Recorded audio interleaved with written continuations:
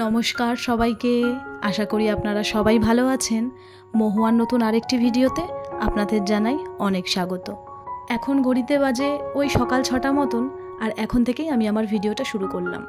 সকালে ঘুম থেকে উঠেই প্রথমে রান্নাঘরে এসে আগে ব্রেকফাস্টটা রেডি করে নিচ্ছি, তারপরেই বানাচ্ছি এখানে ডোডোর স্কুলে খেয়ে যাওয়ার জন্য ছাতু। কে বানাচ্ছি টিফিনে ঝাল সুজি। ওই অল্প করেই বানিয়েছি আমার আর ডোডোর মতন, কারণ আজকে তো অজয়ের বাইরে কাজ চলছে, তাই ও ব্রেকফাস্টটা ওখানেই সেরে নেবে। যেদিনকে অজয়ের কাছাকাছি কোনো জায়গায় কাজ থাকে বা ধরুন বাড়িতেই রান্না হয়ে হোম ডেলিভারি যাবে, সেদিনকে ও ঘরেই খেয়ে নেয়। আর যেদিনকে দূরে কোথাও কাজ থাকে তখন তো বাড়ি আসা পসিবল হয় না, তখন সারাদিনের খাবারটা ও বাইরেই খেয়ে নেয়। কথা বলতে বলতে ডোডোর স্কুলের টিফিনটাও প্যাক করে দিয়েছি আর ও স্কুলেও চলে গেছে। তারপরেই বসে পড়েছি এখানে এক গাদা কাঁচা নিয়ে। চলুন আজকে আপনাদের সাথে কয়েকটা গাছ শেয়ার করি।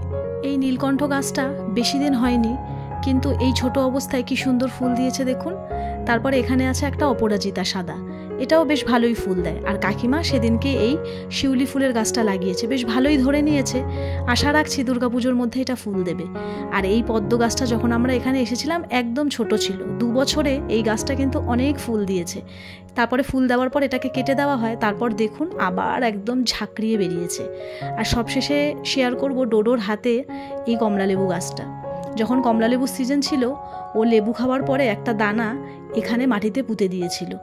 তারপরে কোনো সময় মজার ছলে ইয়ার্কি মারতে মারতে একদিন দেখি সত্যি সত্যি এই দানাটা দিয়ে গাছ বেরিয়েছে। ঠিক এই জায়গাটাতে ও গাছের দানাটা লাগিয়েছিল। তারপর আমাদের ঘরে ওই ক্যাটারিংয়ের মানে চা খাওয়ার যে ভাত ছিল, অজয় ওটাতেই এই গাছটা ছোট অবস্থায় লাগিয়ে দিয়েছিল। দেখুন জল পেয়ে কিন্তু বেশ ভালোই বড় হয়েছে। বাইরের সমস্ত কাজ সেরে জামা কাপড় ছাদে মেলে দিয়ে এখন চলে এসেছি রান্নাঘরে। সবার প্রথমে খাবো 1 গ্লাস গরম জল, এটা প্রত্যেক দিনই খাচ্ছি। তারপরে বসিয়ে দিয়েছি এখানে চা। প্রত্যেক দিন ডোডো স্কুল চলে যাওয়ার পরে সকালের ব্রেকফাস্টটা, দুপুরের লাঞ্চ, এগুলো আমি আর অজয় একসাথেই করি। আর যেদিন কেউ কাজের জন্য বাইরে থাকে সেদিনকে একা একাই খেতে হয়, ভালো লাগে না, কিন্তু কি করব, খেতে তো হবেই আর কাজটাও করতে হবে। তো যাই হোক, তারপরে এবার রুমটা ক্লিন করব। জানেন তো, আজকে ঘরের কাজ করতে করতে আপনাদের সাথে একটা দারুণ মজার কথা শেয়ার করব। কালকে একটা দারুণ স্বপ্ন দেখেছি। মানুষে বলে না যে তুমি যে কথাটা নিয়ে সারাদিন চিন্তা করবে, যেটা দেখবে সেটা নিয়েই স্বপ্ন দেখে। হ্যাঁ, এটা আমার সঙ্গে বহুবার হয়েছে। আর আজকে যে কথাটা আপনাদের সাথে বলতে চলেছি সেটা শুনলে আপনারা আশা করি হাসবেন। আমি তো খুব হেসেছি। আসলে কদিন ধরেই অনন্ত আর রাধিকা মানে আম্বানির ছেলের বিয়ের খবর নিয়ে সোশ্যাল মিডিয়ায় যা উথাল পাথাল আরম্ভ হয়েছে, ইউটিউব বলুন ফেসবুক বলুন, খুললেই তো দেখা যাচ্ছে।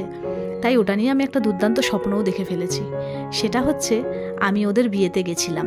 হ্যাঁ জানি, বিয়েবাড়ি যাওয়া অবধি স্বপ্নটা স্বাভাবিক, কিন্তু আমি কি পরে গেছি এটা শুনলে আপনাদের একটু অস্বাভাবিকই মনে হবে। আমি পরে গেছি ধুতি আর পাঞ্জাবি। পাঞ্জাবিটা সামনে খুব সুন্দর কাজ করা, আর তার সঙ্গে পরে গেছি একটা কালো রঙের বুট। মানে স্বপ্নটা দেখার পরে সকালে যখন আমার অ্যালার্মটা বাজলো, আমি সকালে ওই ঘুম চোখে অবস্থায় বিছানায় বসে বসেই হাসছিলাম। তো আপনাদের সঙ্গে তো কথাটা না শেয়ার করে আমি পারলাম না, তাই আপনাদের সাথে শেয়ার করলাম। আর জানেন তো, ওদের ওই বিয়ের ভিডিওগুলো দেখতে আমার ভীষণ ভালোও লাগছে। এত সেলিব্রিটি, এত চাঁদের হাট বসেছে, খুব দেখেছি আমি ওদের ভিডিও, তাই জন্যই হয়তো স্বপ্নটা দেখেছি। তো যাই হোক, স্বপ্নের দুনিয়া থেকে বেরিয়ে এবার বাস্তবে ফিরে আসা যাক। তো ওইদিকে আমি কলমি শাক এনেছিল অজয়, সেটাকে আগে ভালো করে ধুয়ে নিলাম, ধুয়ে নিয়ে তারপরে কাটবো। আর এদিকে আমি ভাত আর ডালটা বসিয়ে দিলাম। আজ বেশ কয়েকদিন ধরেই নিমন্ত্রণ খেয়ে চলেছি, তাই জন্য ভাবলাম আজকে হালকা পাতলা কিছু রান্না করব। আবার সামনে পরপর 2 দিন নিমন্ত্রণ আছে। আর নিমন্ত্রণ বাড়ি মানেই কিন্তু অতিরিক্ত তেল মশলাযুক্ত খাবার, তাই জন্য ভাবলাম আজকে হালকা রান্না করি। তারপর তো আবার কাল পরশু 2 দিন আবার নিমন্ত্রণ আছে। আর সবথেকে বড় কথা হলো, নিমন্ত্রণগুলো আমার এমন কিছু কাছের মানুষের যেখানে ইচ্ছে না থাকলেও আমাকে যেতে হবে, মানে না গিয়ে কোনো উপায় নেই। তাহলে চলুন এবার শাকসবজিগুলো কেটে নিই। আজকে কলমি শাক ভাজবো না, কলমি শাক দিয়ে সমস্ত সবজি দিয়ে একটা তরকারি মতন বানাবো। আজকে অনেক দিন পর এই সবজিটা বানাবো। কলমি শাক আনলে পরে ওই শাক ভাজাটাই খাওয়া হয়। আর এই দিকে দেখুন চোখের নিমেষে কি কাণ্ড আমার সাথে ঘটে গেছে। জাস্ট চোখের পলক ফেলতে না ফেলতেই ডাল পড়ে আমার গ্যাসের তো 12টা বেজেছেই, তার সঙ্গে আমার কাজটাও কতটা বেড়ে গেছে। সব থেকে খারাপ একটা জায়গায় লাগে, এত তাড়াহুড়োর মধ্যে কাজ করি, তারপরে যখন এইভাবে কাজ বেড়ে যায় না, তখন প্রচণ্ড খারাপ লাগে। তো কি করা যাবে, গ্যাসটা পরিষ্কার করে নিয়ে এদিকে সমস্ত তরিতরকারি কেটে নিয়েছি। শাক আর সবজির পরিমাণটা কিন্তু অনেকটাই বেশি, কারণ অজয় বলেছে অনেক দিন পরে তো এই তরকারিটা বানাচ্ছ, তাই রাত্রে আজকে রুটি দিয়েও এই সবজিটা খাবো, সেই জন্য একটু বেশি করেই করছি। এবেলা খাবো, আবার ওবেলার জন্যও রাখতে হবে, আর ইচ্ছে আছে একটু আমার বাবাকেও পাঠাবো, তো সেই জন্যই একটু বেশি করেই এই সবজিটা রান্না করছি। তো এদিকে রান্না করার ফাঁকে যে বাসনগুলো আমার ছিল সেগুলোও আমি চটপট করে মেজে নিলাম, আর রান্না হয়ে গেছে গ্যাসটাকেও আমি পরিষ্কার করে নিলাম। আমি রান্না করার পরে যতটা পারি চেষ্টা করি যে আগে রান্নাঘরের সমস্ত কাজগুলো সেরে নিয়ে তারপরে খেতে বসবো, কারণ খাওয়া দাওয়া হয়ে গেলে না তখন আর কোনো কাজই করতে ইচ্ছা করে না, মনে হয় কোনো এনার্জি লাগে না, মনে হয় একটু শুয়ে পড়ি। তাই আমি চেষ্টা করি রান্না করার আগে এই সমস্ত কাজ গুছিয়ে নেওয়ার।